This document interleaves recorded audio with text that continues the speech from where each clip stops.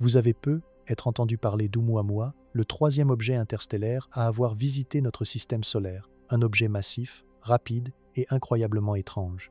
Mais ce que vous ne savez être pas, c'est l'événement qui est sur le point de se produire le 29 octobre. Dans un peu plus de 4 semaines, Oumuamua disparaîtra derrière le Soleil et se cachera de tous les télescopes sur Terre. Selon le astrophysicien Avi Loeb de l'université Harvard, ce n'est pas une coïncidence, mais une opportunité. C'est une opportunité pour lui d'utiliser la gravité du Soleil pour se placer sur une orbite permanente, se verrouillant ainsi dans notre système solaire pour toujours. Et c'est là que les choses deviennent vraiment étranges. Au cours des dernières 48 heures, de nouvelles données publiées montrent que sa masse est d'au moins 33 milliards de tonnes, bien plus que toutes les estimations précédentes. Sa composition chimique semble enfreindre toutes les règles que nous connaissons. Et l'aura verte dont tout le monde parle est apparue au moment même où elle ne le devrait pas. Nous venons d'analyser l'intégralité de l'interview de Loeb, où il présente chaque anomalie, chaque absurdité statistique et toutes les raisons pour lesquelles cet objet pourrait ne pas être ce qu'on nous dit qu'il est. Nous allons analyser précisément ce qu'il affirme, ce que les données réelles montrent et ce qui se passera lorsque Atlas disparaîtra dans 29 jours. Car que vous pensiez qu'il s'agissait d'une simple comète étrange ou de quelque chose de beaucoup plus intentionnel, une chose est indéniable. Le 29 octobre est le moment où tout peut changer, la porte d'une manipulation orbitale, le seuil du non-retour. Nous allons plonger dans les raisons exactes pour lesquelles Loeb pense que vous devriez planifier des vacances avant cette date. Commençons, mais avant, si vous aimez ce genre d'analyse approfondie, n'oubliez pas de cliquer sur j'aime et de vous abonner à la chaîne. Dites-moi dans les commentaires d'où vous regardez, quelle heure il est chez vous et quelle est la chose la plus étrange qui vous soit jamais arrivée. Chapitre 1. Le 29 octobre qui change tout.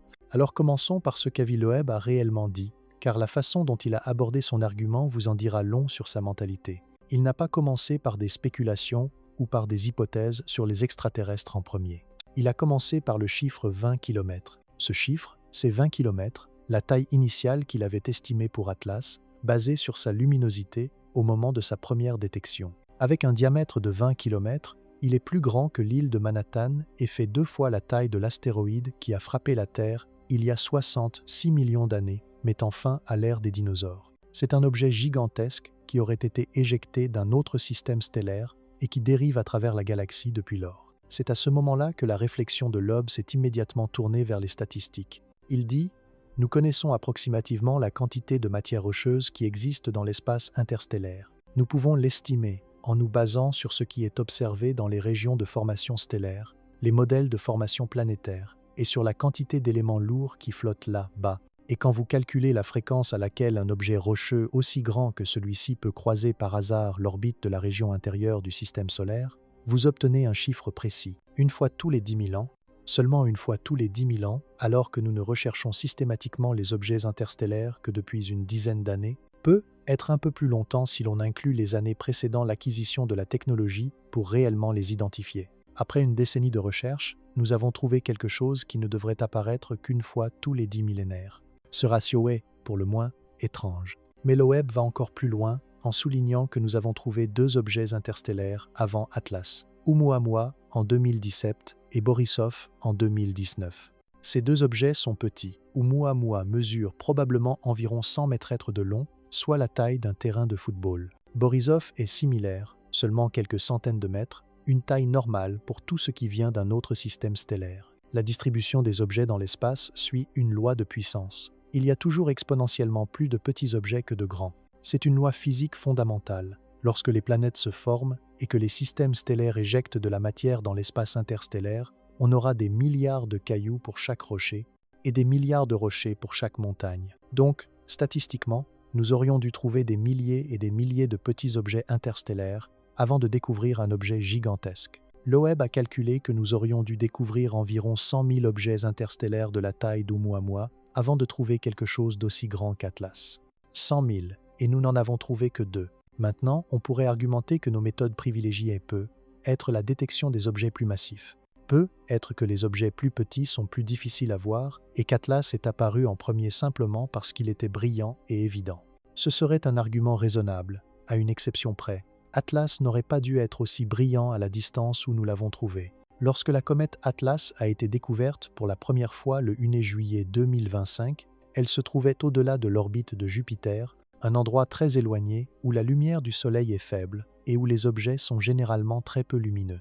La plupart des comètes à cette distance sont presque invisibles. Ce sont des blocs de glace et de roches solides, inactifs, qui dérivent dans le froid. Ils ne développent pas de chevelure caractéristique, un nuage de gaz et de poussière luminescent avant de s'approcher beaucoup plus du Soleil, généralement à l'intérieur de l'orbite de Mars. Mais Atlas était lumineux, pas seulement un peu, mais suffisamment lumineux pour être facilement détecté, suffisamment lumineux pour que les calculs initiaux suggèrent qu'il devait être exceptionnellement grand pour réfléchir autant de lumière solaire. C'est comme voir un lampadaire allumé au milieu de l'Antarctique. Il n'aurait pas dû le faire. Loeb souligne cela dans son interview, parlant de la façon dont les comètes ont généralement besoin de s'approcher à environ 5 unités astronomiques, AUA, du Soleil, soit 5 fois la distance de la Terre au Soleil avant que le rayonnement solaire ne soit suffisamment fort pour faire fondre la glace et provoquer le dégazage qui nous permet de les voir. Jupiter est à plus de 5 unités astronomiques du Soleil, et Atlas brillait même lorsqu'il était encore plus loin, beaucoup plus loin qu'il ne le devrait.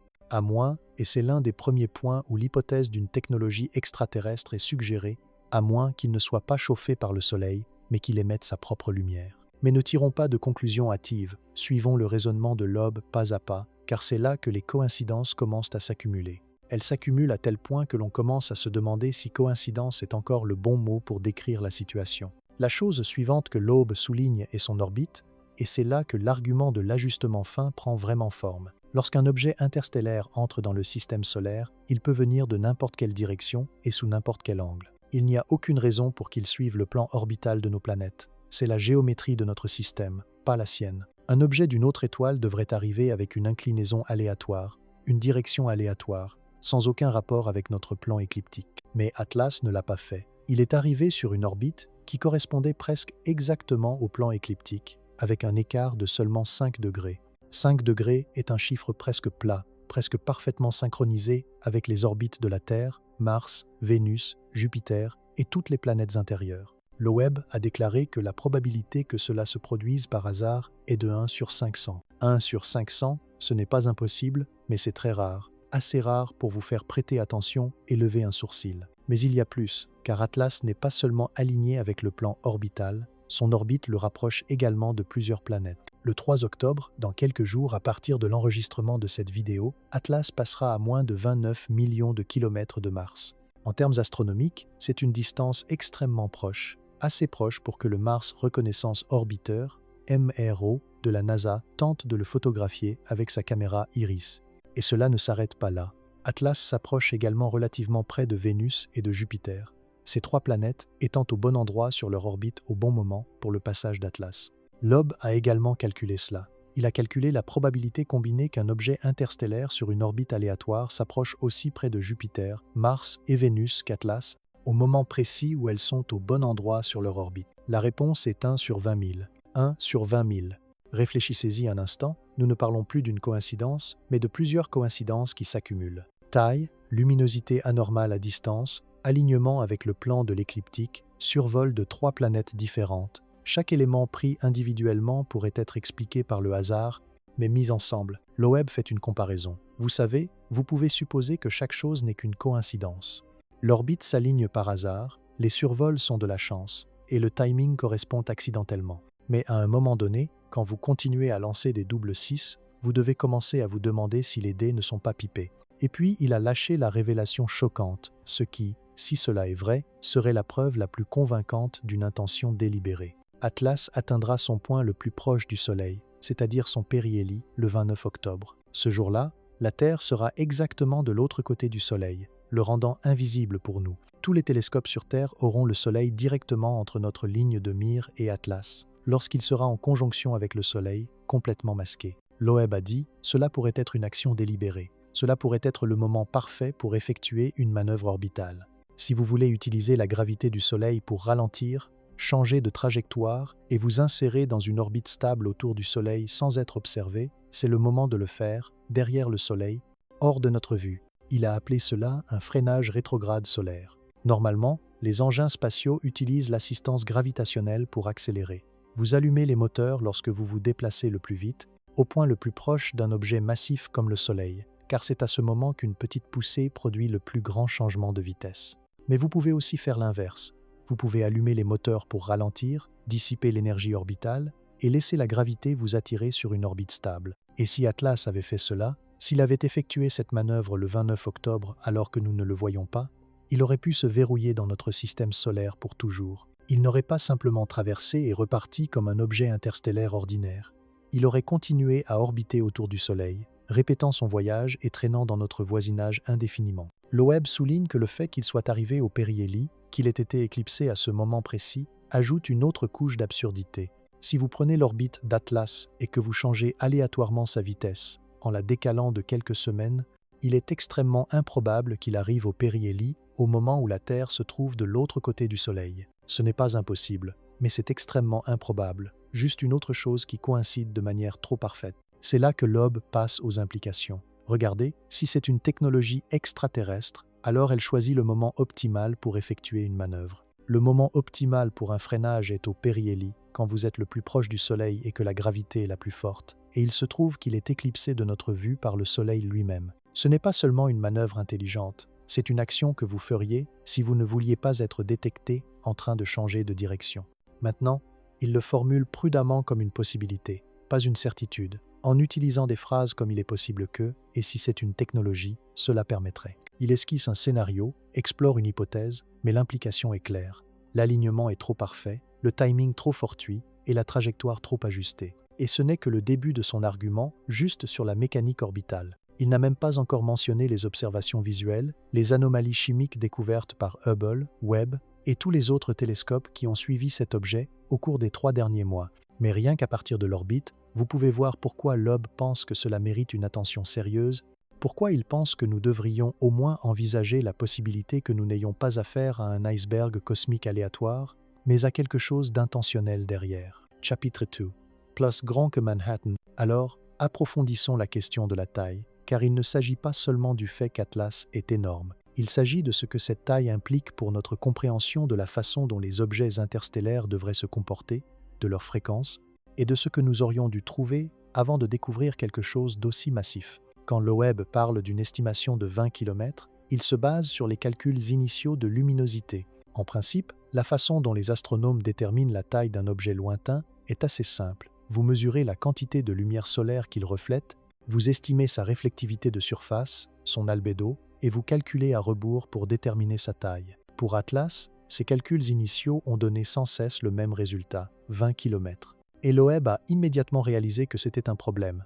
Non pas parce que 20 km est une taille impossible pour une comète, nous avons vu des comètes aussi grandes dans notre propre système solaire. Le problème était que trouver un objet de cette taille en tant que visiteur interstellaire si tôt dans notre recherche brisait la distribution attendue. C'est le problème avec les débris spatiaux. Qu'il s'agisse d'astéroïdes, de comètes ou de roches interstellaires, ils suivent ce qu'on appelle une loi de distribution de puissance.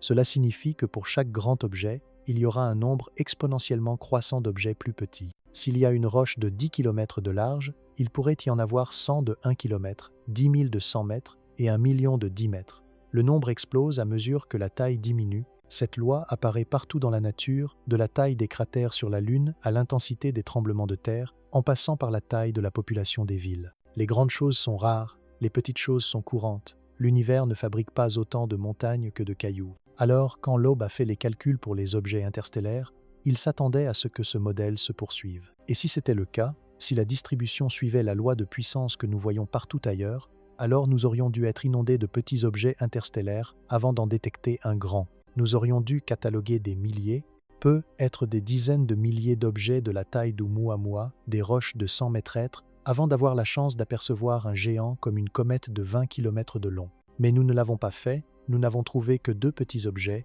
Oumuamua et Borisov, tous deux d'environ 100 à quelques centaines de mètres. Et puis soudain, Atlas est apparu, potentiellement 100 fois plus grand en diamètre, ce qui signifie des milliers de fois plus grand en volume. Loeb a dit ceci dans l'interview: « Avec la quantité limitée de matière lourde dans l'espace interstellaire, nous aurions dû détecter environ 100 000 objets de la taille d'Oumuamua avant de trouver Atlas. 100 000, et nous n'en avons détecté que 2.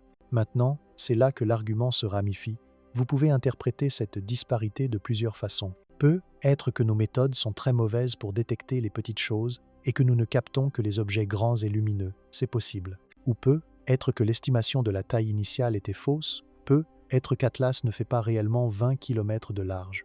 Peut être que la luminosité que nous voyons provient de quelque chose d'autre qu'un énorme noyau solide, par exemple, qu'il est entouré d'un énorme nuage de gaz et de poussière qui le fait paraître plus grand et plus lumineux qu'il ne l'est. Il s'avère que cette deuxième possibilité est proche de ce que nous pensons être vrai aujourd'hui. Des observations plus récentes, notamment du télescope spatial Hubble, ont considérablement affiné l'estimation de la taille. Fin août, les données de Hubble indiquaient que la limite supérieure du diamètre d'Atlas était d'environ 5-6 km. C'est toujours très grand, certainement plus grand que les objets interstellaires précédents, mais pas 20 km, pas la taille de Manhattan. Un chiffre de 5, 6 à 6 km est plus raisonnable. C'est toujours inhabituel et plus grand que ce que nous nous attendrions à trouver si tôt, mais c'est dans les capacités d'une comète naturelle. Cela ne brise pas complètement le modèle statistique comme un objet de 20 km. Mais c'est là que les choses redeviennent intéressantes, car cette semaine même, au cours des dernières 48 heures, de nouvelles données ont été publiées qui compliquent encore le tableau. Loeb et ses collègues ont publié une nouvelle analyse, non encore évaluée par des pairs, qui examine l'orbite d'Atlas avec une précision incroyable, synthétisant les données de 227 observatoires avec plus de 4000 observations individuelles s'étalant sur plusieurs mois. Et ils ont mesuré exactement comment Atlas se déplace dans l'espace. Ils ont découvert qu'Atlas n'avait pratiquement aucune accélération non gravitationnelle. Laissez-moi vous expliquer pourquoi c'est important. Lorsqu'une comète s'approche du Soleil et se réchauffe, la glace à sa surface se sublime, elle passe directement de l'état solide à l'état gazeux et ce gaz est éjecté dans l'espace. Lorsque le gaz s'échappe d'un côté de la comète, il agit comme un petit moteur de fusée qui propulse un peu la comète, modifiant son orbite d'une manière que la seule gravité ne pourrait pas prédire. Les astronomes appellent cela l'accélération non gravitationnelle et c'est l'une des caractéristiques des comètes actives. Vous pouvez mesurer cette accélération en suivant la position de la comète au fil du temps et en la comparant à l'endroit où elle devrait se trouver si seule la gravité agissait. Si la comète dévie un tant soit peu, cela vous indique que le dégazage la propulse. Selon cette nouvelle analyse, Atlas n'en montre pratiquement aucune. Sa position correspond à une orbite purement gravitationnelle dans une marge extrêmement étroite, avec une limite supérieure d'accélération non gravitationnelle inférieure à 15 mètres par jour au carré. Ce chiffre est minuscule, bien inférieur à ce que vous attendriez d'une comète qui dégage activement des gaz.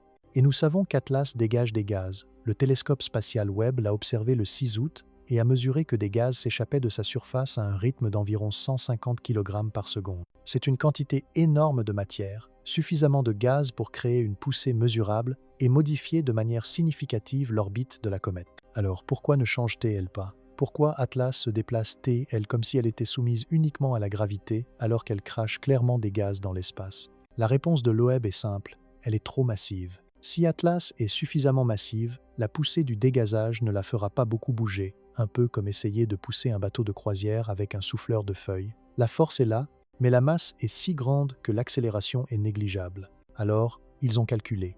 Avec le taux de dégazage observé et l'absence d'accélération non gravitationnelle détectable, quelle est la masse minimale qu'Atlas pourrait avoir ? La réponse qu'ils ont obtenue est de 33 milliards de tonnes. C'est une limite inférieure.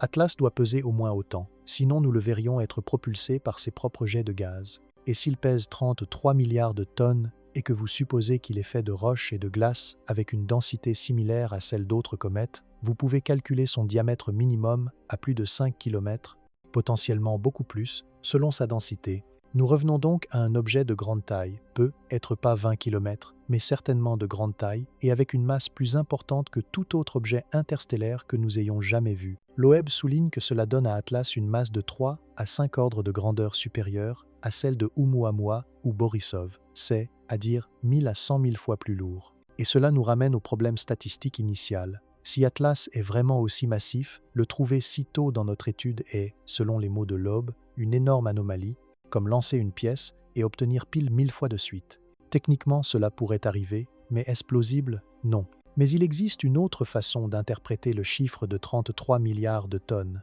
une autre possibilité que Loeb suggère sans s'y engager pleinement. Et si Atlas n'était pas un bloc de roche solide, mais creux, et si c'était une coquille, une structure avec un grand volume, mais pas beaucoup de masse par unité de volume, si vous vouliez construire un vaisseau interstellaire, vous ne le construiriez pas en métal massif, car il serait extrêmement lourd et demanderait beaucoup d'énergie pour accélérer et décélérer. Vous construiriez une fine coque extérieure avec beaucoup d'espace vide à l'intérieur. C'est ainsi que nous construisons des navires sur Terre. Et c'est aussi ainsi que la nature construit les choses, des os creux, des troncs d'arbres creux. C'est un moyen efficace d'obtenir de la résistance sans poids. Une structure creuse de 10, 15, voire 20 km de diamètre pourrait facilement peser 33 milliards de tonnes si la coque était suffisamment épaisse. De l'extérieur, il ressemblerait à un objet solide géant, réfléchissant la lumière du soleil comme un gros rocher. Mais il ne se comporterait pas comme un gros rocher lorsque vous mesureriez sa masse. Loeb ne le dit pas explicitement. Il tourne autour du pot en disant que nous ne devrions pas juger un livre à sa couverture et que la composition chimique de surface d'Atlas le Co2 et la glace d'eau que nous détectons pourrait simplement être de la matière accumulée à l'extérieur en traversant l'espace interstellaire, essentiellement du givre sur un pare-brise. Mais l'implication est là. Si vous êtes ouvert à l'idée qu'Atlas pourrait être une technologie, alors la masse de 33 milliards de tonnes devient soudainement moins inhabituelle et devient un point de données. Il est lourd, mais pas aussi lourd qu'un rocher plein de cette taille. Il est assez grand pour résister à la poussée de la dégazéification, mais assez léger pour que l'on puisse l'imaginer construit plutôt que formé naturellement. Et c'est là que l'argument de Loeb commence à ressembler moins à une preuve isolée et plus à un réseau de bizarreries interconnectées. La taille étrange, l'orbite étrange, le timing étrange, et l'absence d'accélération non gravitationnelle avec la quantité de gaz observée est également étrange.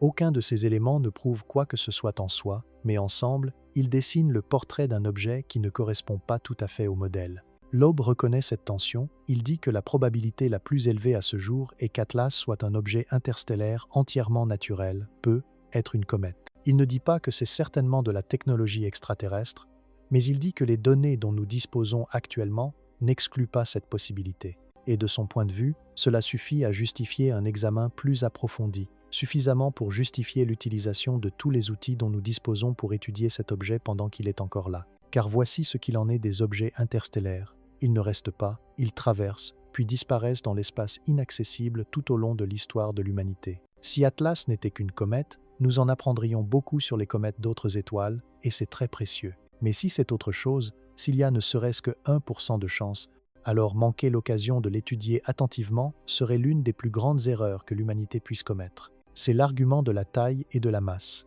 Atlas est énorme, peut être plus grand que nécessaire pour un visiteur interstellaire que nous trouvons si tôt. Il est lourd, au moins 33 milliards de tonnes, mais peut être pas aussi lourd qu'un rocher solide de cette taille. Et ces faits, combinés à tout le reste concernant son orbite et son timing, le rendent suffisamment étrange pour justifier la question que Loeb continue de poser. Et si? Chapitre 3.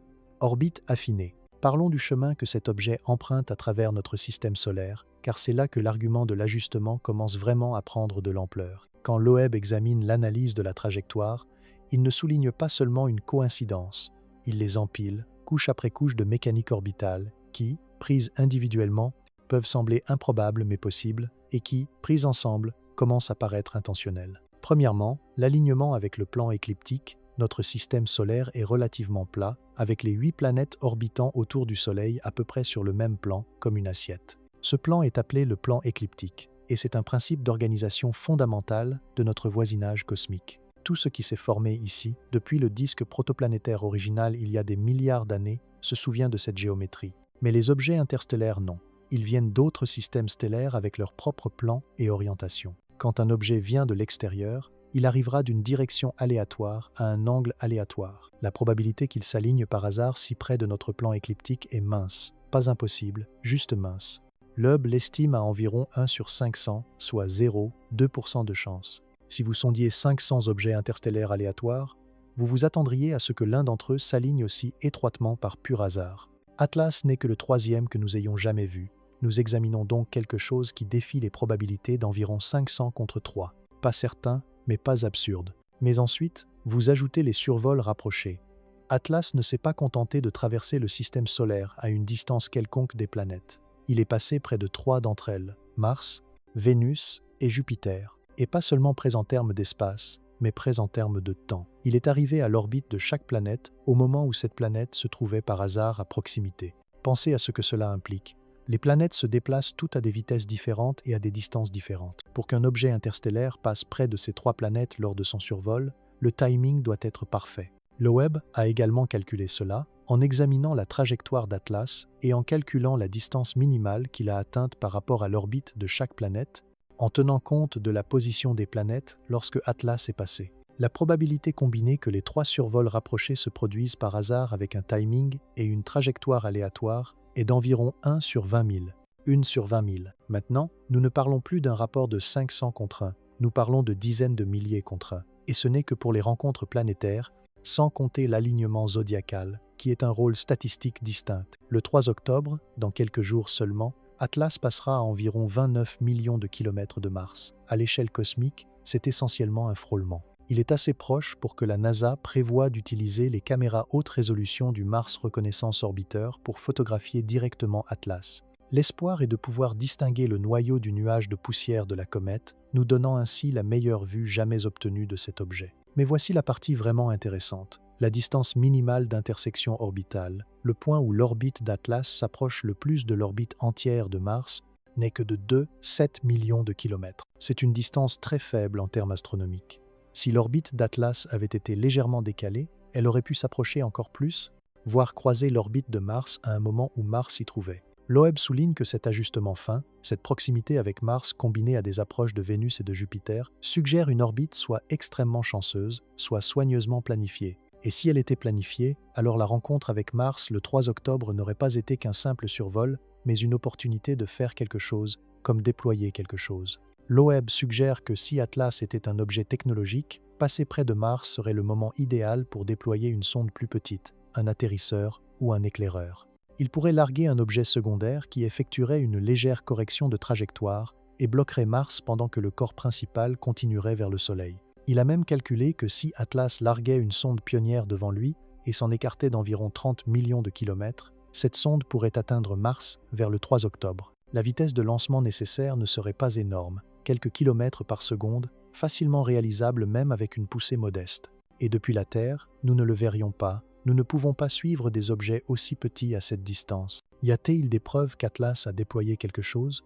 Non, c'est de la pure spéculation. Mais l'idée de l'eau est que nous devrions chercher et observer Mars attentivement pendant et après la rencontre du 3 octobre. Si quelque chose d'inhabituel apparaissait sur l'orbite de Mars, cela aurait une signification. Ensuite, il y a le passage près de Vénus et de Jupiter, où Atlas s'approchera également relativement près. Le fait que ces 3 événements se produisent lors d'un seul passage dans le système solaire interne est statistiquement inhabituel. Mais le moment du périhélie, le moment où Atlas atteint son point le plus proche du Soleil le 29 octobre, est là où l'eau concentre vraiment son attention. Ce jour-là, la Terre sera exactement du côté opposé du Soleil, et Atlas sera en conjonction, nous rendant impossible de le voir. Loeb appelle cela un point d'avantage caché, disant que si vous conceviez une trajectoire qui vous permettrait de faire une manœuvre inaperçue, ce serait celle-ci. Le périhélie est l'endroit optimal pour effectuer un freinage, car c'est là que la gravité du Soleil est la plus forte. Et l'effet Aubert, la façon dont la mécanique orbitale amplifie la poussée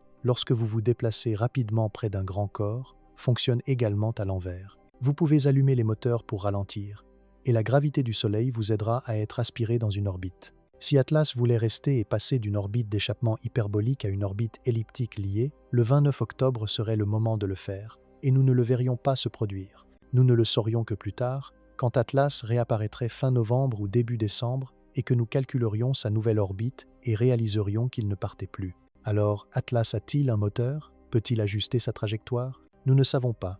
Il n'y a aucune preuve de poussée, aucun signe de chaleur, aucun jet de gaz. Mais si vous étiez une civilisation avancée construisant une sonde interstellaire, vous n'utiliseriez probablement pas de fusée chimique, mais quelque chose de plus efficace. Le problème est qu'un objet technologique ne ressemble pas nécessairement à un vaisseau spatial de science-fiction. Il pourrait ressembler à un rocher, couvert de glace et de poussière, isolé et camouflé, et effectuer des ajustements subtils de trajectoire que nous ne remarquerions que si nous observions extrêmement attentivement. Loeb reconnaît cela et dit que nous devons suivre Atlas de près lors de son passage au plus près du Soleil, en utilisant tous les vaisseaux spatiaux et sondes disponibles. Le vaisseau spatial JUICE de l'ESA, la sonde Juno de la NASA et les orbiteurs martiens auront tous une chance d'observer. Nous devrions mettre tout ce que nous avons sur cet objet pour nous assurer de ne rien manquer. Car si Atlas effectue une manœuvre le 29 octobre et se met en orbite, les implications sont énormes. Cela signifie que nous avons un visiteur qui ne fait pas que passer, mais qui va rester, établir une sorte de base dans notre système solaire. Et nous aurons environ 6 semaines, de fin novembre, lorsqu'il réapparaîtra, jusqu'à fin décembre, lorsqu'il sera au plus près de la Terre, pour comprendre ce que c'est et ce qu'il veut. Loeb encadre prudemment cela comme un scénario à faible probabilité. Le résultat le plus probable reste qu'Atlas est un comète naturel. Mais il dit aussi que la possibilité, aussi mince soit-elle, mérite d'être prise au sérieux car le coût de l'erreur, de manquer une technologie extraterrestre réelle parce que nous l'avons rejetée trop rapidement, est trop élevé. Et c'est vraiment le cœur de son argument. Les données dont nous disposons jusqu'à présent n'excluent pas cette possibilité et son orbite est suffisamment inhabituelle pour que nous devions la surveiller très attentivement. L'alignement du plan écliptique, l'interaction avec les planètes, le moment du périhélie, tout cela crée l'image d'un objet soit d'une chance extraordinaire, soit suivant un plan. Loeb utilise une analogie de jeu. Si vous entrez dans un casino et que vous voyez quelqu'un lancer 2, 6, 10 fois de suite, vous ne concluez pas immédiatement que les dés sont truqués. Cela pourrait arriver, la probabilité est d'environ 1 sur 60 millions, mais c'est possible. Mais si vous voyez cela, vous voudrez probablement examiner les dés de plus près. C'est tout ce qu'il demande. Regardez de plus près, examinez les dés. L'orbite d'Atlas, le chemin précis qu'il emprunte, est l'un de ces moments où les dés tombent sur 6.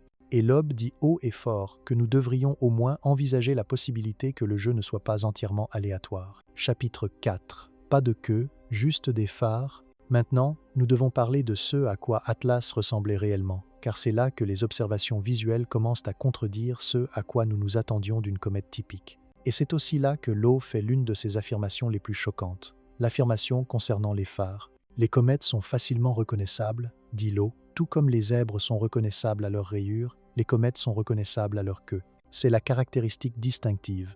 Lorsqu'elles s'approchent du Soleil et se réchauffent, la glace de surface se sublime, créant un nuage lumineux appelé chevelure, coma et une longue queue, poussée par le vent solaire et la pression de radiation. La queue pointe toujours loin du Soleil, peu importe la direction dans laquelle la comète se déplace. Elle jaillit du Soleil comme des cheveux dans le vent. Vous pouvez l'utiliser pour identifier une comète instantanément. Mais lorsque le télescope spatial Hubble a photographié Atlas le 20 et 1 juillet, quelque chose semblait étrange.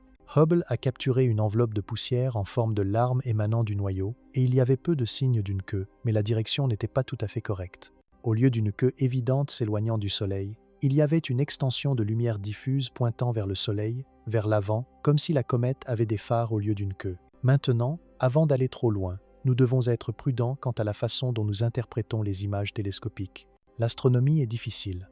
Lorsque vous prenez une photo d'un objet se déplaçant à des vitesses interstellaires à des millions de kilomètres de distance, l'objet se déplace pendant l'exposition et ce mouvement peut créer un effet de flou, une traînée de lumière dans la direction du mouvement. Si cette direction se trouve être vers le Soleil, cela peut ressembler à un halo orienté vers l'avant, alors qu'en réalité, ce n'est qu'un flou de mouvement. Les scientifiques de la NASA se sont empressés de le souligner, affirmant que l'extension apparente vers le Soleil dans l'image de Hubble était probablement un artefact du processus d'imagerie. La comète accélérait vers le Soleil et Hubble la suivait, ce qui a étiré les étoiles d'arrière-plan et a pu créer l'illusion d'une queue orientée vers l'avant. Mais Loeb n'était pas entièrement convaincu. Il a écrit un article se demandant si Atlas pouvait être une technologie extraterrestre, et l'une des preuves qu'ils ont citées était cet halo inhabituel. Ils ont soutenu que si le flou pouvait expliquer une partie, la luminosité et la structure de l'extension ne correspondaient pas tout à fait à ce que l'on attendrait d'un pur flou de mouvement. Et puis, fin août, le télescope Gemini South au Chili a capturé de nouvelles images d'Atlas, et cette fois, il y avait une queue claire et diffuse s'écoulant du Soleil exactement comme on s'y attendait. Fin août, Atlas avait développé un comportement cométaire tout à fait normal. Les scientifiques ont dit que cela confirmait ce qu'ils soupçonnaient depuis le début. Atlas est une comète, elle dégazait et produisait une coma et une queue. Mais Loeb souligne que le moment est intéressant. Durant le premier mois et demi après sa découverte, Atlas présentait des caractéristiques visuelles floues, une lumière frontale, l'absence de queue évidente, une luminosité inhabituelle. Et puis, juste au moment où il est entré dans l'orbite de Mars et que le réchauffement du Soleil a vraiment augmenté, il a commencé à ressembler davantage à une comète ordinaire. Il utilise la métaphore du livre. Il ne faut pas juger un livre à sa couverture. Le fait qu'Atlas ait maintenant une queue de comète ne nous dit pas nécessairement ce qu'il y a en dessous. La surface pourrait être recouverte de glace et de poussière accumulée pendant son voyage dans l'espace, essentiellement du givre sur un pare-brise. Et lorsque ce givre sublime sous la chaleur du Soleil, il crée exactement le type de queue que l'on attendrait, même si l'objet en dessous n'est pas un bloc de glace et de roche naturelle. Ce n'est que spéculation, mais l'argument est que l'apparence visuelle seule n'est pas concluante. Un objet technologique, voyageant dans l'espace pendant des millions d'années, accumulerait des débris, et au moment où il atteindrait un autre système stellaire, il ressemblerait à une comète de l'extérieur, même s'il ne l'était pas à l'intérieur. Et puis il y a la lueur verte, l'une des découvertes les plus récentes et vraiment déroutantes, même pour les scientifiques qui pensent qu'Atlas est naturel. Le 7 septembre, lors d'une éclipse lunaire totale, 2 astrophotographes en Namibie ont capturé des images d'Atlas sous un ciel inhabituellement sombre. Ce qu'ils ont vu était spectaculaire. Atlas brillait d'un vert vif, indubitable. Les comètes vertes ne sont pas rares. La couleur provient généralement du dicarbone, une molécule composée de 2 atomes de carbone liés. Lorsque le dicarbone est frappé par la lumière ultraviolette du Soleil, il devient fluorescent, émettant une lumière visible dans la partie verte du spectre. Ainsi, un halo vert sur une comète est généralement le signe de la présence de dicarbone dans l'enveloppe gazeuse, créée par la sublimation de composés organiques. Rien d'inhabituel, sauf que les observations spectroscopiques d'Atlas effectuées un mois plus tôt, début août, montraient très peu de carbone. En fait, les astronomes de l'observatoire de Kitt Peak en Arizona ont découvert qu'Atlas était l'une des comètes les plus pauvres en chaîne de carbone, avec des niveaux très bas des molécules qui produisent normalement la fluorescence verte. Alors, comment est-elle devenue verte en septembre? D'où venait le dicarbone? Une explication est qu'il a toujours été là, juste enfoui sous la surface. À mesure qu'Atlas se rapprochait du Soleil et se réchauffait, des couches de glace plus profondes ont fondu, exposant de nouveaux matériaux plus riches en composés carbonés. Une autre explication proposée par l'eau est que la couleur pourrait ne pas être due au dicarbone, mais au cyanure. Le très grand télescope au Chili a détecté une forte augmentation du cyanure provenant d'Atlas fin août, et le cyanure peut également produire une couleur verte dans les bonnes conditions. Mais il y a une troisième possibilité, plus spéculative. Et si la lumière verte représentait une sorte de déclencheur, que se passerait-il si Atlas, quoi qu'il soit, avait franchi un seuil thermique solaire qui a déclenché un changement dans son comportement? Loeb ne le dit pas directement, mais l'implication est que oui, il parle de la façon dont le changement de couleur s'est produit soudainement, apparemment un effet de seuil plutôt qu'une transition progressive, comme l'activation d'un interrupteur. Si Atlas est un objet technologique en hibernation et se déplaçant dans l'espace froid, il aurait besoin d'un moyen de se réveiller en arrivant dans un nouveau système stellaire, et la température serait un déclencheur évident. À mesure qu'il s'approche du Soleil et que sa température de surface augmente, les systèmes pourraient s'allumer, les appareils pourraient s'activer, et cette activation pourrait créer des sous-produits chaleur, lumière ou émissions chimiques que nous interpréterions comme un dégazage cométaire. Encore une fois, c'est de la spéculation, mais cela correspond au modèle que Loeb souligne constamment. Atlas se comporte presque comme une comète, mais pas tout à fait. Il a la plupart des caractéristiques que l'on attend, mais avec d'étranges variations. Une queue qui se développe tardivement, une lueur frontale qui ne devrait pas être là, un changement de couleur qui ne correspond pas au spectre. Chaque anomalie individuelle a une explication naturelle plausible, mais prise toutes ensemble, elle brosse le tableau de quelque chose qui essaie très fort de ressembler à une comète, mais n'y parvient pas tout à fait. Et puis il y a la composition chimique. Le télescope spatial Webb a observé Atlas le 6 août et a analysé les gaz dans sa coma. Ce qu'ils ont trouvé était inhabituel. Un rapport de dioxyde de carbone à la glace d'eau de 8:1, l'un des plus élevés jamais enregistrés. La plupart des comètes de notre système solaire ont plus de glace d'eau que de glace de dioxyde de carbone. Mais Atlas est l'inverse. Il est principalement composé de dioxyde de carbone avec seulement une petite quantité d'eau. Pourquoi cela? Une explication est qu'Atlas s'est formé dans une région très froide de son système stellaire. Une autre explication est que le dioxyde de carbone est un ajout récent, que du givre s'est formé à la surface pendant son voyage dans l'espace. Ou, et c'est là que le raisonnement de Loeb nous mène, le CO2 pourrait être une couche protectrice, un revêtement intentionnel, conçu pour isoler et réguler la température. La glace de dioxyde de carbone a des propriétés thermiques différentes de celles de la glace d'eau, et si vous construisiez une sonde pour survivre dans l'espace, vous pourriez choisir le CO2 comme partie de son système de gestion thermique. C'est hautement spéculatif, mais le point que Loeb continue de souligner est que nous ne devrions pas faire d'hypothèses. Nous ne devrions pas regarder la composition de surface et en conclure que cela nous dit tout sur ce qui se trouve en dessous. Le rapport de 8:1 est étrange, digne d'être noté et étudié, mais il ne prouve pas qu'Atlas est plus naturel qu'il ne prouve qu'il est technologique, c'est juste un autre point de données dans une liste croissante de choses qui ne correspondent pas tout à fait au modèle standard. Chapitre 5. Est-ce de la technologie extraterrestre? Alors allons droit au but de la question que Loeb pose. Atlas est-il de la technologie extraterrestre? Pas si c'est possible ou probable, mais que devons-nous voir pour conclure réellement que c'est le cas? C'est là que l'approche de Loeb devient intéressante, car il ne se contente pas de faire des spéculations folles. Il essaie d'établir un cadre, une façon de penser aux objets interstellaires qui ne présuppose pas automatiquement des explications naturelles, mais qui ne saute pas non plus aux conclusions extraterrestres sans preuve. Dans l'interview, Loeb parle de ce qu'il appelle l'échelle de Loeb, un système de notation de 0 à 10 pour classer les objets interstellaires en fonction de la probabilité qu'ils soient technologiques plutôt que naturels. Un 0 serait un objet qui présente sans équivoque toutes les caractéristiques d'une comète ou d'un astéroïde normal. Un 10 serait un objet qui est sans équivoque technologique, il se déplace d'une manière inexplicable par les forces naturelles, transmet des signaux à une structure artificielle visible, émet de la chaleur qui ne correspond pas à la lumière du soleil et fait quelque chose de manifestement intelligent. Tout ce qui se trouve entre les deux est une transition. Un objet avec une ou deux anomalies pourrait être classé 3 ou 4, tandis qu'un objet avec de multiples caractéristiques inexpliquées et des probabilités statistiques qui s'accumulent pourrait être classé 6 ou 7. L'idée est que, à mesure que nous découvrirons d'autres objets interstellaires dans les années à venir, et l'observatoire Vera-Rubin devrait en trouver un tous les quelques mois, nous aurons besoin d'un moyen cohérent de les évaluer. Loeb propose que tout objet qui obtient un score supérieur à 5 sur cette échelle devrait déclencher une réponse internationale, non pas de panique, mais d'efforts scientifiques coordonnés. Nous devrions utiliser tous les télescopes et engins spatiaux disponibles pour l'étudier et mutualiser les données au niveau international car, comme le souligne Loeb, les extraterrestres ne se souciaient pas de nos frontières. Un visiteur interstellaire est un problème pour toute l'humanité et la réponse devrait être mondiale. Il va même plus loin, affirmant qu'il devrait y avoir un organisme international dédié à la surveillance des objets interstellaires et à la décision de la manière de réagir si l'un d'entre eux présente des signes de technologie. Actuellement, nous n'avons pas cela.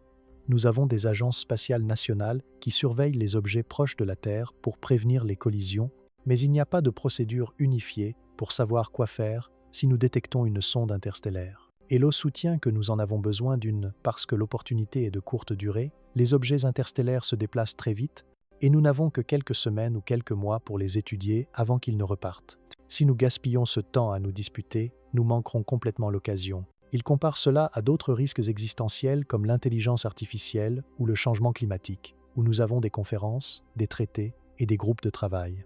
Nous nous inquiétons même des collisions d'astéroïdes et avons un programme de défense planétaire. Mais pour la technologie extraterrestre, non. Il n'y a pas d'organisation, pas de procédure, pas de plan. Hello trouve cela déroutant. Il dit que même si la probabilité est faible, les conséquences sont si importantes que nous devrions être préparés. Parce que contrairement à un signal radio provenant de milliers d'années-lumière, un visiteur juste devant notre porte exige une action immédiate. Alors, où Atlas se situe-t-il sur l'échelle de l'eau? Il ne donne pas de chiffre exact, mais c'est probablement autour de 5 ou 6. Pas tout à fait de la technologie, mais suffisamment inhabituel pour mériter une attention sérieuse. L'orbite est anormale, la masse est plus élevée que prévu, la forme extérieure présente des bizarreries et la composition chimique est étrange. Chaque caractéristique prise individuellement pourrait avoir une explication naturelle, mais ensemble, elles placent Atlas dans une catégorie où vous ne pouvez pas écarter qu'il s'agisse clairement d'une comète. Et c'est vraiment le cœur de l'argument de l'eau. Il ne dit pas qu'Atlas est définitivement un vaisseau extraterrestre. Il dit qu'il est suffisamment étrange pour que nous devrions le surveiller très attentivement et rester ouverts à la possibilité qu'il ne soit pas naturel. Car le rejeter trop tôt et manquer un véritable visiteur technologique serait une tragédie historique majeure. Maintenant, l'eau soulève également l'idée, et c'est là que les choses entrent dans un territoire plus sombre, que si Atlas est technologique, il pourrait ne pas être amical. Il fait référence à l'hypothèse de la forêt sombre, un concept de science-fiction qui suggère que l'univers est rempli de civilisations intelligentes, mais qu'elles sont toutes silencieuses car révéler votre présence est dangereux. Si vous ne connaissez pas les intentions d'une autre espèce, la stratégie la plus sûre est de rester caché, d'être le prédateur, pas la proie. Dans ce cadre, une sonde interstellaire pourrait être une mission de reconnaissance, une avant-garde collectant des informations avant qu'une force plus importante n'arrive, ou elle pourrait être l'avant-garde d'une attaque. Loeb présente cela prudemment comme une expérience de pensée, pas une prédiction. Il a dit en interview qu'Atlas pourrait venir nous sauver ou nous détruire, et que nous devrions nous préparer aux deux possibilités. Mais le point essentiel est sérieux. Si nous découvrons quelque chose de technologique, nous ne pouvons pas simplement supposer qu'il est inoffensif. Nous devons évaluer ses capacités, sa trajectoire et son niveau de menace potentielle, et nous devons le faire rapidement tant qu'il est encore assez loin pour que nous ayons des options. Quelles options aurions-nous? Honnêtement, pas beaucoup. Si Atlas est un vaisseau spatial et qu'il est déjà dans le système solaire interne, nous ne pouvons pas faire grand-chose pour l'arrêter. Nous n'avons pas d'arme qui pourrait détruire un objet de 20 km et aucun vaisseau spatial ne pourrait l'intercepter à la vitesse à laquelle il se déplace. Notre meilleur espoir serait la communication, essayer d'envoyer un signal et d'établir le contact en espérant que celui qui l'a construit serait prêt à parler. Loeb suggère que si Atlas s'avérait être de la technologie, l'une des premières choses que nous devrions faire est de transmettre un message simple. Bonjour, bienvenue dans notre quartier. Nous venons en paix. Puis attendre de voir s'il y a une réponse, si l'objet change de comportement d'une manière qui indiquerait qu'il a reçu et compris le message. Mais tout cela suppose que nous puissions même reconnaître les signes de technologie si nous les voyons, et c'est un vrai problème. Nous recherchons des choses qui correspondent à nos attentes quant à l'apparence de la technologie, signaux radio, signatures thermiques, structures géométriques. Mais une civilisation avancée pourrait utiliser une technologie si au-delà de la nôtre que nous ne la reconnaîtrions pas comme artificielle. Arthur C. Clarke disait que toute technologie suffisamment avancée est indiscernable de la magie. Si Atlas était le produit d'une civilisation 1 million d'années plus avancée que la nôtre, il pourrait nous sembler tout à fait naturel. Il pourrait utiliser un système de propulsion sans émission, communiquer de manière indétectable et être fait de matériaux imitant parfaitement la roche et la glace naturelle. C'est le défi auquel Loeb est confronté. Comment prouver que quelque chose est technologique quand on ne sait pas quelle technologie est possible? Comment distinguer le design du hasard quand on travaille avec une taille d'échantillon de 1? Sa réponse est que l'on cherche des schémas, des choses improbables mais fonctionnelles. Une orbite passant par plusieurs planètes pourrait être fortuite, mais c'est aussi exactement ce que vous concevriez si vous vouliez cartographier ces planètes. Une masse suffisamment élevée pour résister aux perturbations, mais suffisamment faible pour suggérer une structure creuse pourrait être naturelle. Mais c'est aussi ce que l'on attend d'une coquille artificielle. Un revêtement de surface de glace carbonique pourrait se former naturellement, mais c'est aussi un choix raisonnable pour une protection thermique. Aucun de ces éléments ne prouve quoi que ce soit à lui seul, mais il suggère suffisamment pour justifier la remise en question. Et la déception de Loeb, que l'on voit clairement dans l'interview, c'est qu'une grande partie de la communauté scientifique ne veut même pas poser la question. Ils veulent supposer qu'Atlas est naturel, le classer comme une comète intéressante mais finalement ordinaire, et passer à autre chose. Ils parlent de cette résistance, de ce contrôle. La science dominante a souvent une attitude hostile envers les idées qui remettent en question les récits établis, et le récit actuel est que les objets interstellaires sont naturels. Toute suggestion qu'il pourrait être autre chose est rejetée comme de la pseudoscience ou une recherche d'attention. La réponse de Loeb est que la science devrait suivre les données, pas les hypothèses. Si les données indiquent quelque chose d'inhabituel, nous devrions enquêter et être curieux.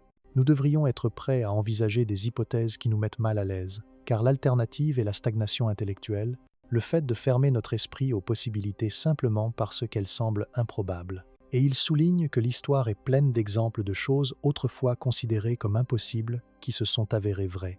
La dérive des continents, le modèle héliocentrique et les trous noirs ont tous été rejetés à un moment donné. Loeb parie que les visiteurs extraterrestres, des objets technologiques provenant d'autres systèmes stellaires, suivront la même trajectoire. Pour l'instant, cette idée est très nouvelle et la plupart des scientifiques la considèrent comme improbable ou impossible. Mais à mesure que nous découvrirons davantage d'objets interstellaires, que nous les étudierons plus en détail et que les anomalies s'accumuleront, la preuve deviendra finalement irréfutable. Et quand cela arrivera, Loeb voudra être reconnu comme l'un de ceux qui ont sérieusement envisagé cette possibilité dès le début. Chapitre 6.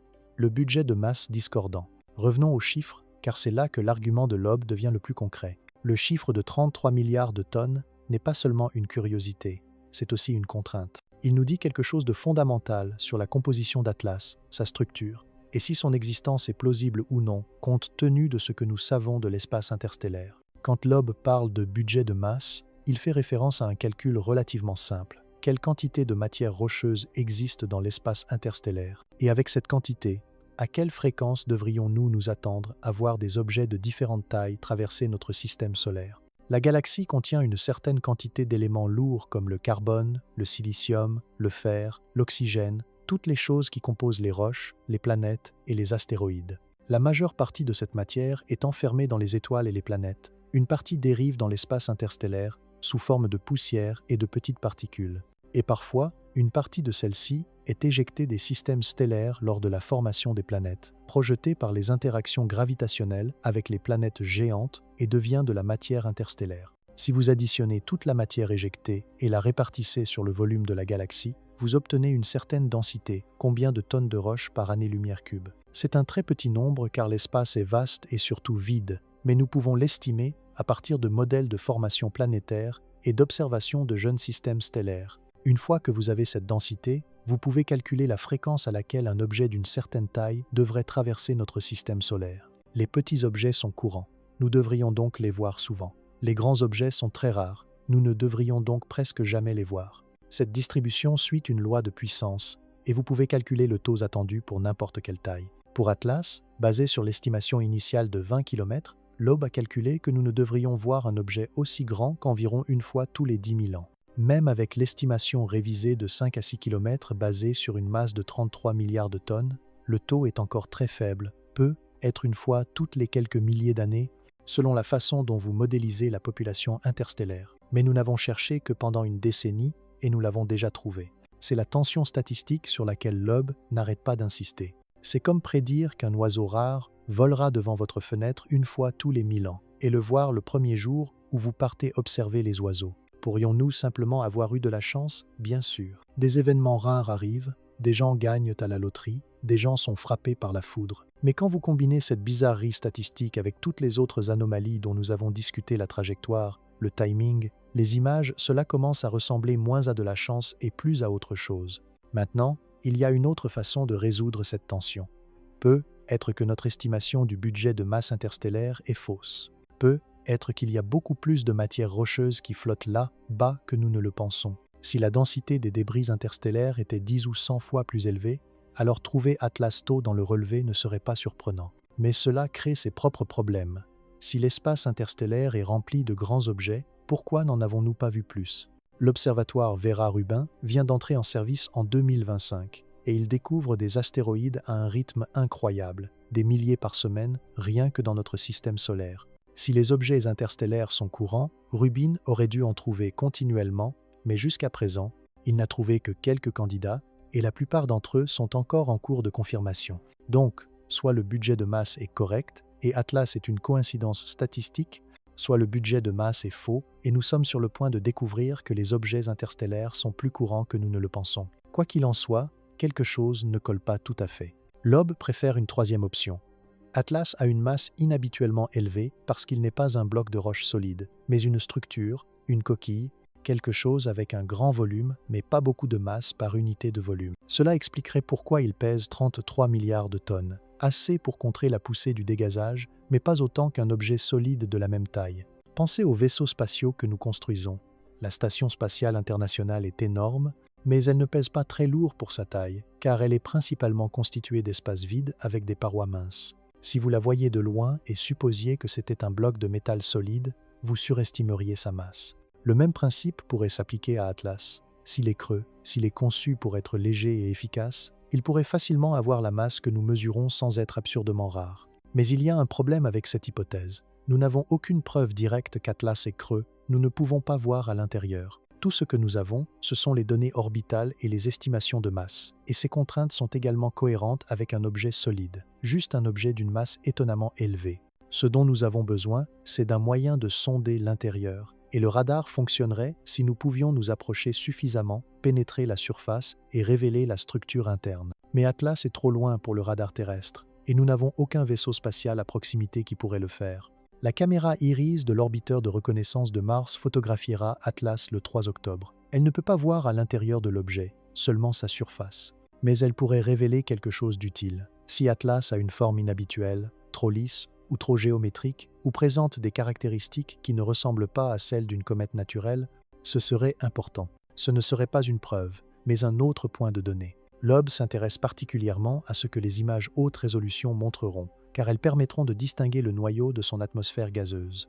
L'un des défis de l'observation des comètes est le nuage lumineux de gaz et de poussière qui les entoure, ce qui rend difficile de voir le noyau solide, un peu comme essayer de photographier une ampoule alors que quelqu'un vous éclaire avec une lampe de poche dans les yeux. Mais Iris a une résolution incroyable. Elle a été conçue pour voir des rochers d'1 ou 2 mètres de large sur la surface de Mars depuis l'orbite. En visant Atlas à une distance de 29 millions de kilomètres, elle pourra résoudre des caractéristiques jusqu'à environ 30 km. Ce n'est pas suffisant pour voir les détails de la surface, mais c'est suffisant pour distinguer le noyau central de la chevelure gazeuse environnante et mieux estimer sa taille. Si le noyau a un diamètre supérieur à 5 km, par exemple 10, 15 ou 20 km, le problème de masse s'aggraverait, car un objet solide de cette taille, ne pesant que 33 milliards de tonnes, devrait être composé de quelque chose de très léger, peut être de la glace spongieuse ou une structure semblable à une éponge, ce qui n'est pas conforme à la composition typique d'une comète.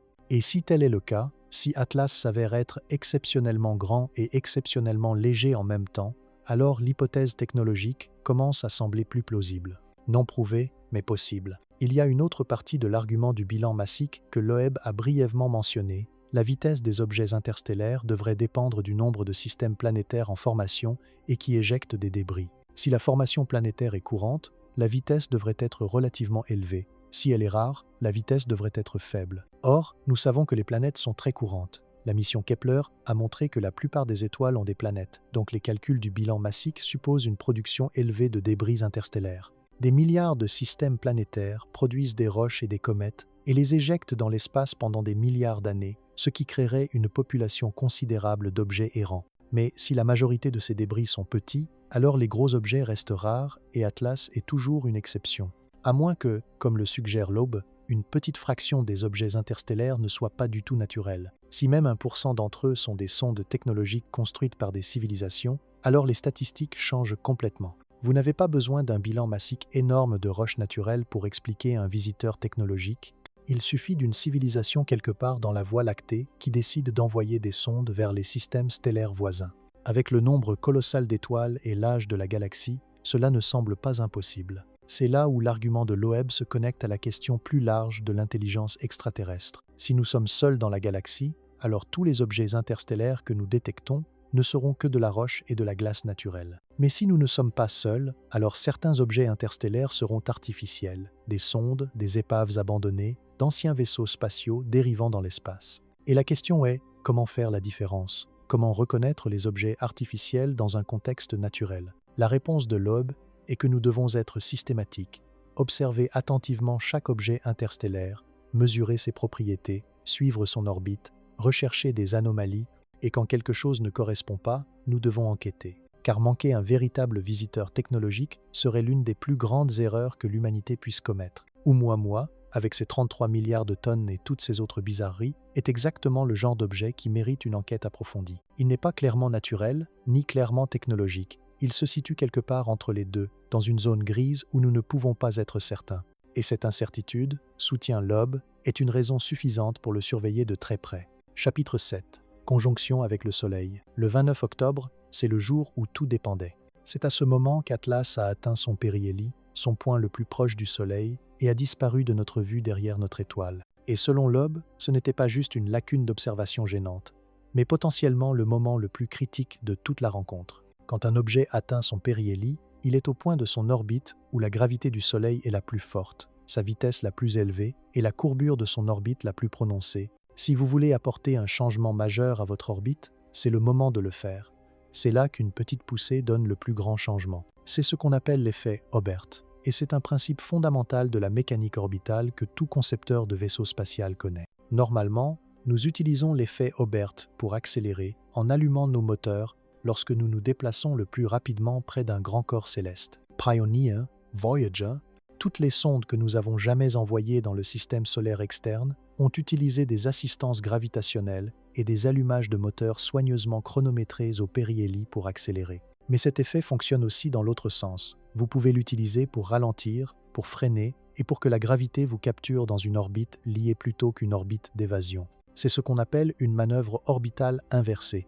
Et c'est exactement ce que vous feriez si vous vouliez passer d'un survol d'un système stellaire à y rester pour toujours. Atlas est actuellement sur une orbite hyperbolique, ce qui signifie qu'il se déplace plus vite que la vitesse de libération. Il va faire le tour du Soleil et retourner dans l'espace interstellaire.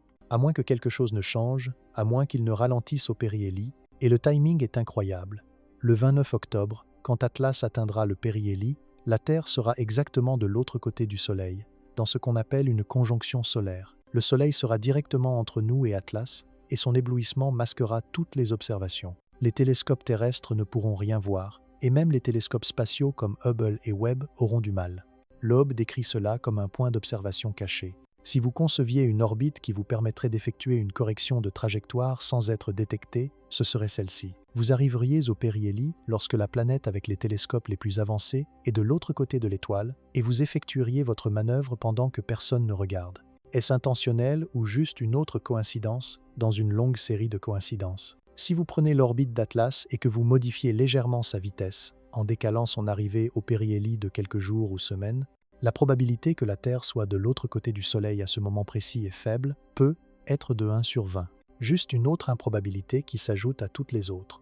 Mais voici ce qui rend cela particulièrement important. Si Atlas effectuait une manœuvre le 29 octobre pour se mettre en orbite autour du Soleil, nous ne le saurions pas immédiatement. Nous ne le saurions que quelques semaines plus tard, lorsqu'il réapparaîtrait fin novembre ou début décembre, et que nous recalculerions son orbite. À ce moment-là, si l'orbite avait changé, si Atlas n'était plus sur une trajectoire d'évasion mais plutôt sur une orbite elliptique, nous saurions que quelque chose s'était passé. Nous saurions qu'une manœuvre avait eu lieu, mais nous ne saurions pas exactement quand ni comment. Loeb calcule que si Atlas s'était auto-capturé, s'il était passé sur une orbite liée, il pourrait se diriger vers la Terre relativement rapidement, avec un rapprochement le plus proche fin novembre à début décembre. Il serait encore à des millions de kilomètres, mais suffisamment proche pour que nous puissions l'observer beaucoup mieux que nous ne le pouvons actuellement. Et cela soulève la question du but. Si Atlas est une technologie, quel est son but? Quel est le but de rester dans le système solaire au lieu de simplement passer? Une possibilité est l'observation.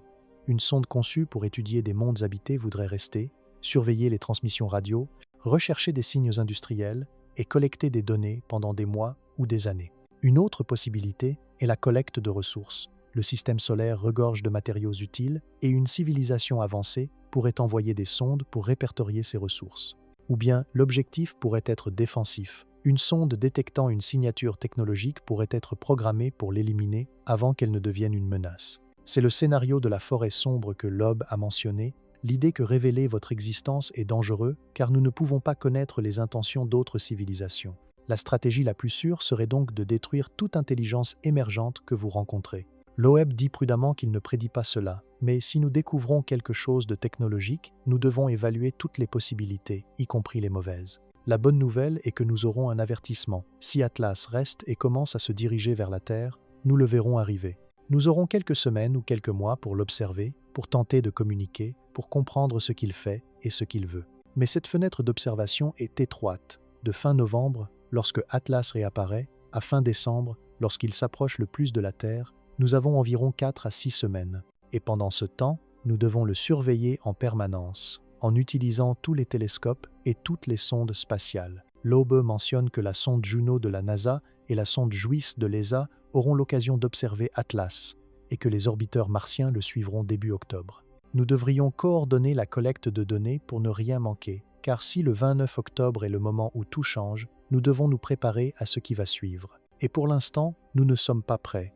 Nous n'avons pas de plan, pas d'organisation responsable, et nous ne sommes même pas d'accord sur le fait de savoir si nous devrions nous inquiéter ou non. La frustration de Loeb face à ce manque de préparation est évidente. Il souligne constamment que nous devons prendre cela au sérieux. Même si la probabilité est faible, l'impact potentiel est si grand que nous devrions le considérer comme une priorité, mobiliser des ressources et avoir des discussions au plus haut niveau du gouvernement. Pourtant, la majorité des réactions qu'il a reçues de la communauté scientifique ont été du déni. Les gens ont qualifié ces idées de non-sens, ont dit qu'il cherchait l'attention et que le fait d'évoquer la possibilité d'une technologie extraterrestre nuisait à la crédibilité de l'astronomie sérieuse. Mais l'argument de Loeb est simple. La science doit se baser sur des preuves, pas sur des suppositions. Et les preuves que nous avons concernant Atlas, bien que non concluantes, sont suffisamment étranges pour mériter une enquête. Une orbite inhabituelle, une masse plus importante que prévu, un timing très fortuit et une apparence présentant des anomalies. Chacun de ces éléments pris isolément peut être expliqué, mais ensemble, ils forment un schéma remarquable. Et le moment du 29 octobre, le périhélie passant derrière le Soleil, est le moment où nous commencerons à obtenir des réponses. Si Atlas apparaît fin novembre sur la même trajectoire de sortie, ce ne sera probablement qu'une comète inhabituelle mais naturelle. Mais s'il apparaît sur une trajectoire différente, s'il ne repart plus, alors nous saurons que quelque chose d'extraordinaire s'est produit. Et à ce moment-là, la question de savoir si Atlas est naturel ou technologique deviendra beaucoup plus pressante. Chapitre 8. Se préparer à toutes les éventualités. Loeb a fait une remarque dans l'interview qui est facile à manquer mais d'une importance capitale. Il a dit « Il pourrait venir nous sauver ou nous détruire. Nous ferions mieux de nous préparer aux deux éventualités et de vérifier que tous les objets interstellaires ne sont que des roches. Cette déclaration résume toute sa philosophie sur la façon dont nous devrions aborder les visiteurs interstellaires, non pas avec un optimisme aveugle ou une peur paranoïaque, mais avec une observation attentive et systématique et une volonté d'envisager toute la gamme des possibilités. Le scénario du sauveur est ce à quoi la plupart des gens pensent lorsqu'ils imaginent un premier contact. Une civilisation avancée aurait probablement résolu des problèmes tels que la pénurie de ressources, l'effondrement environnemental et les conflits autodestructeurs. Ils pourraient partager leurs connaissances, leur technologie, leur médecine avec nous. C'est une perspective pleine d'espoir, comme la diplomatie à la Star Trek.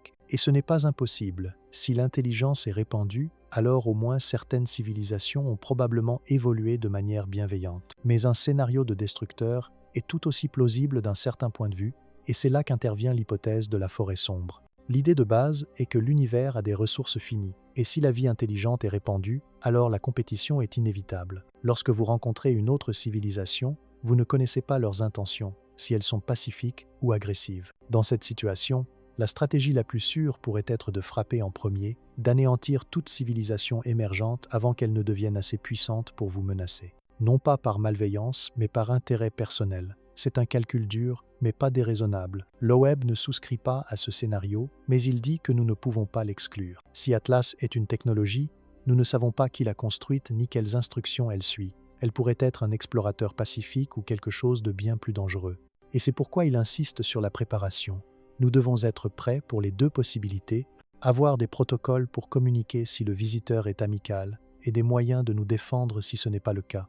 Le défi est que nous ne sommes préparés à aucun des scénarios. Nous n'avons pas de méthode unifiée pour transmettre des messages, pas de consensus international sur ce qu'il faut dire, et nous n'avons certainement aucun moyen de nous défendre contre une menace technologiquement avancée. Nos armes les plus puissantes, les missiles nucléaires, ne feraient pas grand-chose contre un objet de la taille d'Atlas. Le détruire créerait des milliers de fragments plus petits, toujours sur une trajectoire de collision, aggravant le problème. Et si Atlas est manœuvrable, le ciblage serait encore plus difficile. Nous aurions besoin d'une technologie que nous n'avons pas, comme les armes à énergie dirigée, et nous sommes à des décennies, peut-être des siècles, d'avoir cette capacité. Donc, si Atlas s'avère hostile, nos options sont extrêmement limitées. Nous pourrions essayer de communiquer, de négocier, mais si cela échoue, nous sommes à court d'options.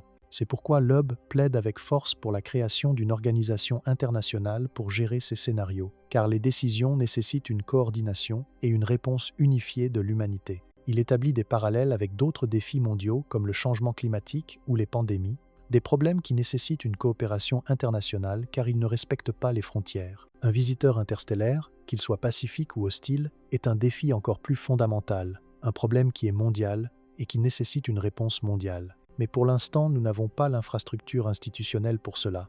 Les Nations Unies ont des comités sur l'espace, mais ils se concentrent sur les astéroïdes et les débris, pas sur les visiteurs interstellaires. Loeb propose que cela change. Nous avons besoin d'une organisation dotée de l'autorité et des ressources nécessaires pour surveiller les objets interstellaires, les analyser et faire des recommandations sur la manière de réagir. Elle devrait être internationale, avec des représentants des principales nations spatiales et des procédures claires. Sans ces procédures, nous naviguons à l'aveugle, à l'improviste, et face à quelque chose d'aussi important qu'un premier contact, l'improvisation est une recette pour le désastre. Loeb parle également de la nécessité de la vérification.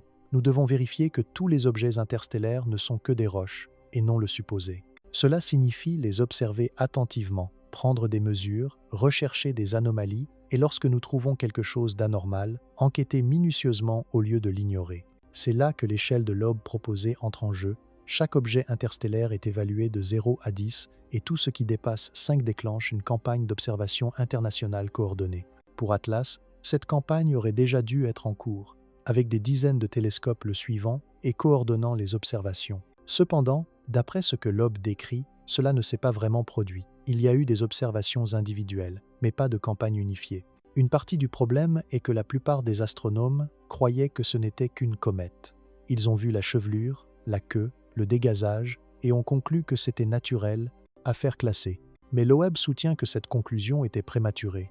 Oui, Atlas avait des caractéristiques cométaires, mais il avait aussi des caractéristiques qui ne correspondaient pas tout à fait. L'orbite, la masse, le temps, la composition chimique, ces anomalies ne disparaissent pas simplement parce que nous avons trouvé une queue.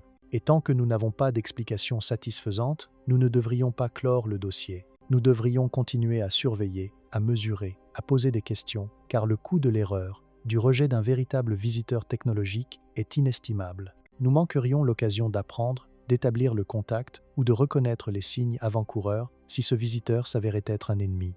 La frustration de Loeb est palpable lorsqu'il en parle. Il a l'impression de crier dans le vide, d'avertir d'une possibilité que personne ne veut prendre au sérieux. Et il sait que s'il a raison, si Atlas est vraiment plus qu'un rocher, les gens regarderont en arrière et se demanderont pourquoi nous n'avons pas enquêté plus attentivement quand nous en avons eu l'occasion. Chapitre 9. Le contre-coup scientifique. Maintenant, nous devons parler de l'autre côté de cette histoire, car les affirmations de Loeb n'ont pas été faites dans le vide. Elles ont provoqué un contre-coup important de la part de la communauté scientifique, et une grande partie de cette réaction a été critique, parfois même acerbe. Tom Statler de la NASA, qui gère le programme scientifique des petits corps, est l'un des critiques les plus virulents. Il a affirmé à plusieurs reprises que toutes les données disponibles indiquent qu'Atlas est une comète naturelle. Les variations de luminosité, le dégazage, la formation d'une queue, tout cela correspond à ce que l'on attend d'un corps glacé qui se réchauffe à l'approche du Soleil. Rien dans les observations ne nécessite l'invocation d'une technologie extraterrestre. Statler souligne que les comètes sont intrinsèquement imprévisibles. Même celles de notre système solaire se comportent de manière apparemment inhabituelle jusqu'à ce que l'on comprenne la physique. Elles s'illuminent et s'éteignent de manière erratique, produisent des jets qui les propulsent dans des directions inattendues, se fragmentent et se reforment. Elles sont désordonnées, complexes, et Atlas correspond parfaitement à ce modèle. La luminosité initiale, qui a conduit à une estimation de 20 km, pourrait s'expliquer par une grande atmosphère formée tôt si Atlas était particulièrement riche en composés volatiles. L'alignement orbital avec le plan de l'écliptique,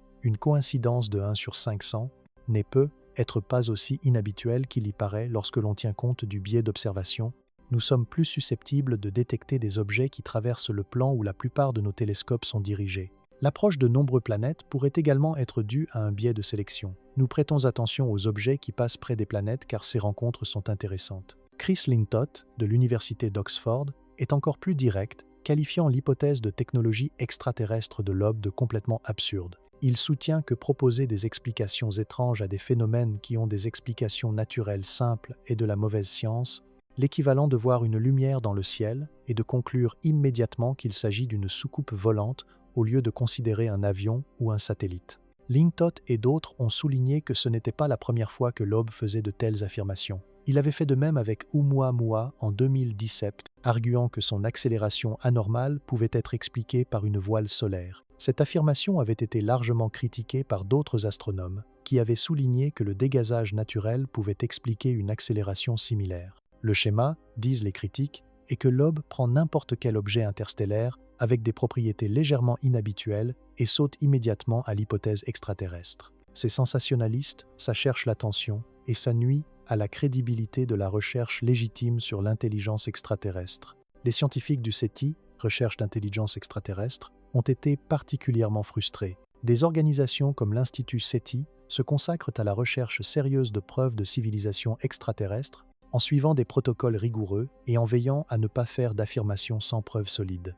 Et puis Loeb arrive et affirme que chaque roche spatiale bizarre pourrait être une sonde extraterrestre, ce qui donne à tout le domaine un air moins crédible. La frustration de la communauté SETI est qu'ils essaient de faire de la science prudente, et les spéculations très médiatisées de Loeb rendent leur travail plus difficile. Mais la réponse de Loeb à ces critiques a été constante. Il soutient que la science devrait être motivée par les données, et non par des préoccupations de crédibilité. Si les données suggèrent quelque chose d'inhabituel, nous devrions enquêter, même si l'hypothèse nous met mal à l'aise. Il souligne que l'histoire des sciences est pleine d'exemples où le consensus s'est trompé. La dérive des continents, les bactéries responsables des ulcères, les trous noirs. Dans tous les cas, les partisans d'idées originales ont été critiqués, et dans tous les cas, ils avaient raison, non pas parce qu'ils étaient plus intelligents, mais parce qu'ils ont suivi les données plutôt que le consensus. Loeb se retrouve dans cette tradition. Il ne fait pas d'affirmation définitive, il dit simplement qu'Atlas est suffisamment inhabituel pour que nous devrions enquêter avec soin et ne pas rejeter la possibilité simplement parce qu'elle semble improbable. Et il avance un argument pragmatique. Même si la probabilité qu'Atlas soit une technologie n'est que de 1%, les implications sont si importantes qu'elles méritent un examen sérieux. Car si nous nous trompons et manquons une rencontre réelle, c'est une erreur que nous ne pourrons être jamais corrigée. L'objet disparaîtra, l'opportunité sera passée. En revanche, si nous enquêtons minutieusement et concluons qu'il est naturel, nous n'aurons rien perdu qu'un peu de temps de télescope. Le coût d'un faux positif est minime, tandis que le coût d'un faux négatif est énorme. Cette asymétrie, soutient Loeb, devrait changer notre approche. Nous devrions pencher vers l'enquête. Mais la communauté scientifique dominante ne le voit pas ainsi. Elle voit des ressources limitées et ne veut pas les gaspiller dans des quêtes désespérées. Si un objet ressemble à une comète et se comporte comme une comète, alors c'est une comète. Le débat porte en réalité sur des philosophies différentes quant à la manière dont la science devrait fonctionner, conservatrice ou exploratoire. Loeb est fermement du côté de l'exploration. Il préférerait enquêter sur 100 objets naturels plutôt que de manquer un objet technologique. Ses critiques sont plus conservateurs. Ils veulent des preuves solides avant d'envisager des hypothèses extraordinaires. Et pour être juste envers les critiques, ils ont raison. Affirmer qu'un objet interstellaire est une technologie extraterrestre est extraordinaire et exige des preuves extraordinaires. Et jusqu'à présent, les preuves suggèrent qu'Atlas n'est au mieux qu'une technologie suggestive. Son orbite est inhabituelle, mais pas impossible. Sa masse est importante, mais pas incompatible avec une comète dense. Et d'autres caractéristiques sont explicables. Rien chez Atlas n'indique réellement qu'il soit artificiel. Ainsi, les critiques soutiennent que nous devrions opter pour l'explication la plus simple. C'est une comète d'un autre système stellaire, intéressante, digne d'étude, mais finalement juste un objet naturel. Cela nous laisse dans un état d'incertitude. Les données dont nous disposons ne sont pas concluantes dans un sens ou dans l'autre. Atlas pourrait être naturel, il pourrait aussi être technologique, nous n'avons pas assez d'informations pour le dire avec certitude.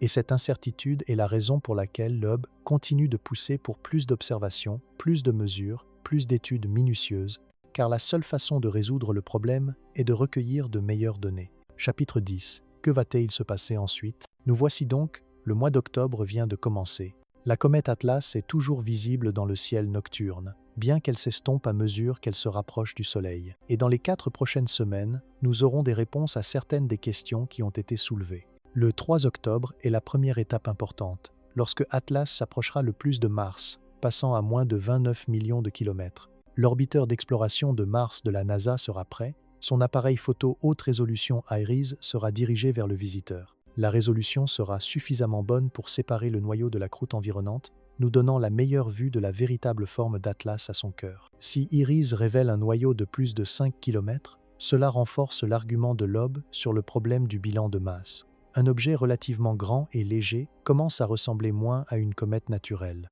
Si le noyau est petit, quelques kilomètres ou moins, alors l'estimation de 33 milliards de tonnes de masse pourrait devoir être révisée. Les sondes Mars Express et ExoMars de l'ESA observeront également Atlas, utilisant des spectromètres pour analyser la composition de son nuage de gaz. Et puis il y a la possibilité, lointaine mais réelle, qu'Atlas puisse déployer quelque chose lors de sa rencontre avec Mars. Depuis la Terre, nous ne le verrions probablement pas, l'objet serait trop petit, trop faible, mais les orbiteurs martiens pourraient le détecter. Est-ce probable? Presque certainement pas, mais c'est le genre de choses que nous devrions surveiller. Car si cela se produisait, ce serait la preuve d'une technologie qu'aucun processus naturel ne pourrait expliquer. Après sa rencontre avec Mars, Atlas continue sa course vers l'intérieur. En octobre, il se rapproche de plus en plus du Soleil. Les télescopes terrestres le perdront de vue à la mi-octobre, et même les télescopes spatiaux auront du mal. Et puis arrive le 29 octobre, le périhélie, le moment de vérité. Atlas atteint son point le plus proche du Soleil, à environ 1,4 unités astronomiques, et il se trouve du côté opposé du Soleil par rapport à la Terre, caché, invisible. Si Atlas devait effectuer une manœuvre, ce serait le moment. C'est le moment idéal pour une combustion de moteur à l'envers. Nous ne le verrons pas se produire en temps réel, nous ne le saurons qu'après, lorsque Atlas réapparaîtra fin novembre et que nous recalculerons son orbite. Si la trajectoire a changé, si elle n'est plus sur une trajectoire d'échappement, cela nous indiquerait que quelque chose de significatif s'est produit. Novembre apporte une nouvelle période d'observation. La sonde JUICE de l'ESA, actuellement en route vers Jupiter, aura l'une des meilleures vues d'Atlas alors qu'elle émerge de la conjonction solaire. Les données n'arriveront pas immédiatement, mais finalement, peut-être en février 2026, nous aurons des mesures détaillées de cette période. Fin novembre et début décembre, Atlas sera au plus près de la Terre. Pas une quasi-collision, nous parlons d'environ 1,8 unités astronomiques, soit environ 170 millions de milles, mais suffisamment proche pour que nos meilleurs télescopes puissent faire d'excellentes observations. C'est la période où nous aurons la meilleure chance de caractériser pleinement l'objet, de mesurer sa vitesse de rotation, sa forme et sa composition.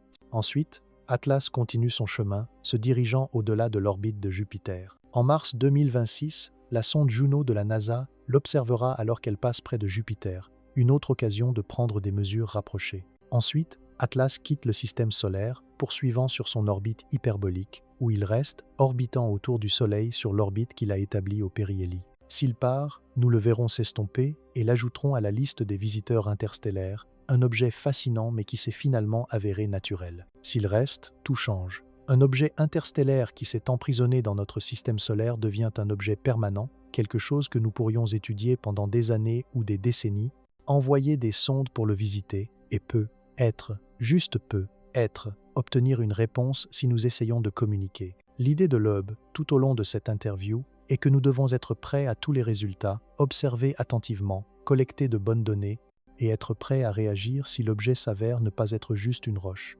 Car ce n'est que le début, l'observatoire Vera Rubin est maintenant opérationnel, balayant le ciel avec une efficacité sans précédent. Nous allons trouver beaucoup plus d'objets interstellaires, et chacun d'eux sera une opportunité, une occasion d'étudier de la matière provenant d'un autre système stellaire. Et juste peut être, une chance de tomber sur quelque chose qui n'a pas du tout été formé par des processus naturels. Loeb veut que nous soyons systématiques à ce sujet, que nous évaluions chaque objet interstellaire sur son échelle, que nous enquêtions minutieusement sur les objets inhabituels.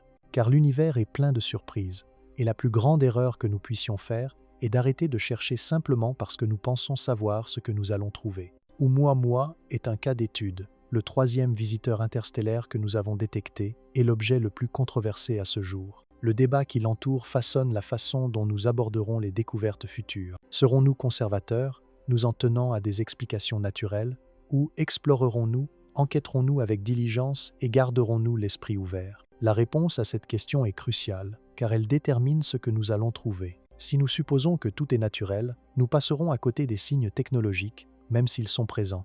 Mais si nous sommes trop désireux de voir des extraterrestres partout, nous gaspillerons des ressources et perdrons notre crédibilité. L'équilibre est difficile. Il demande un bon jugement, le suivi des données et l'humilité, admettre que nous ne savons pas tout. Quel que soit le résultat pour Atlas, il nous a appris quelque chose de précieux.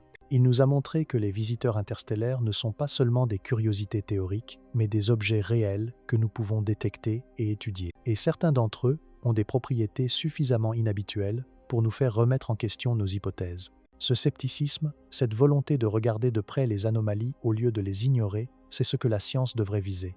Ce n'est pas une acceptation aveugle des idées radicales, ni un rejet réflexe. Juste une observation attentive, une mesure précise et une analyse honnête. Les prochains mois seront cruciaux. Le 3 octobre, le 29 octobre, fin novembre, début décembre. Chacun de ces moments apportera de nouvelles données, de nouvelles pièces du puzzle, et d'ici la fin de l'année, nous aurons une image beaucoup plus claire de ce qu'est réellement Atlas. Jusqu'à ce moment-là, nous observons, nous attendons et nous nous interrogeons. C'est une exploration de l'un des objets les plus fascinants jamais découverts dans notre système solaire, un visiteur interstellaire qui défie notre compréhension. Que la théorie d'Avi Loeb soit correcte, ou qu'Atlas s'avère être une comète étrange mais naturelle, les questions qu'elle soulève sont profondément profondes. Nous avons parcouru l'analyse des trajectoires, les probabilités statistiques absurdes, les calculs de masse, les anomalies d'imagerie et les mystères chimiques. Nous avons entendu les arguments de Loeb et les réfutations de ses détracteurs, explorer ce que cela signifierait si Atlas était technologique et ce que nous devrions en faire. L'histoire d'Atlas est toujours en cours d'écriture, le 29 octobre approche. Et quand ce jour viendra, quand Atlas disparaîtra derrière le Soleil et restera ou partira, nous en saurons un peu plus sur notre place dans l'univers. Merci de m'avoir accompagné dans cette exploration du mystère. Si vous avez trouvé ces analyses approfondies utiles, j'apprécierais grandement que vous appuyiez sur le bouton j'aime et que vous vous abonniez à la chaîne pour plus de contenu de ce type. L'univers regorge de mystères et nous ne faisons que commencer à les explorer. Avant de conclure, je dois mentionner que toutes les affirmations discutées ici sont basées sur des données publiques et des études publiées. L'interprétation de ces données, en particulier l'hypothèse de Loeb sur une origine technologique potentielle, reste controversée au sein de la communauté scientifique. La plupart des astronomes pensent qu'Atlas est une comète naturelle, et cela reste l'explication la plus probable. Mais les anomalies sont réelles, les questions sont légitimes, et cette conversation vaut la peine d'être menée. Restez curieux, continuez à regarder vers le ciel, et rappelez-vous que l'univers nous a déjà surpris par le passé et nous surprendra certainement encore. Bonne soirée.